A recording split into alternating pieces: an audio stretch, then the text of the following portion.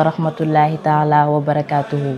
Chers frères et sœurs en islam, bienvenue dans ce 13e épisode de votre émission Begum Safar avec le Daïra Hisnul Abrar Touba Chicoutimi.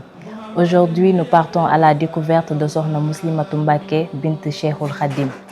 Sokhna Muslimatou, fille de Sokhna Faty Touti Diop, partageait sa mère avec Serigne Mourtada Mbacké et Sokhna Diop Mbacké. Elle est née en 1918 à Darou Khalimoul Kabir, Ndam, alors que Serigne Touba se trouvait à Diourbel. Elle apprit le Saint-Coran qu'elle rédigea intégralement de sa propre main auprès de Serigne Dame Abdourahmane Lo. Ensuite, elle poursuivit sa formation religieuse chez Serigne Mohamed Lamine Diop Dagana. Mais ce qui faisait la particularité de Sokhna Muslimatou Mbacké, c'était sa soif insatiable de savoir. Elle allait à la rencontre des savants qui ont connu son père pour écouter leurs récits et retracer la vie de Serigne Touba avec fiabilité. C'est ainsi qu'elle se rapprocha de Serigne Moussa Ka pendant des mois.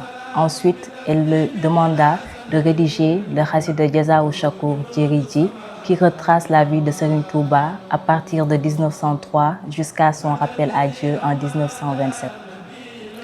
Sokhna Muslimatou Mbacké était également une éducatrice hors pair. Elle forma de nombreuses jeunes filles dans sa demeure et se distingua par sa générosité envers les plus démunis.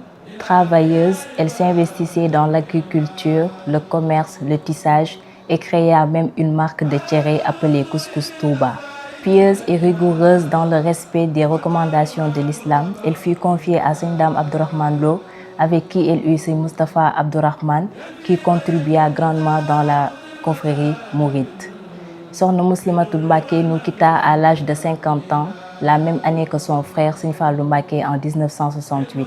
Son parcours reste celui d'une femme de savoir, de transmission, de dévouement et de travail qui continue d'inspirer des générations. Par là s'achève cet épisode consacré à Sokhna Muslimatou Mbacké, dont la vie est un viatique pour toute femme musulmane, de surcroît mouride. Nous pouvons retenir que nous devons nous activer sur la recherche du savoir, nous accrocher à notre religion et se méfier des tentations. Sur ce, nous vous invitons à vous abonner sur les différentes plateformes du Daïra Hisnul Abrar Touba Chicoutimi pour vivre pleinement l'esprit du grand Magal de Touba. Wassalamu alaikum wa rahmatullah wa barakatuh.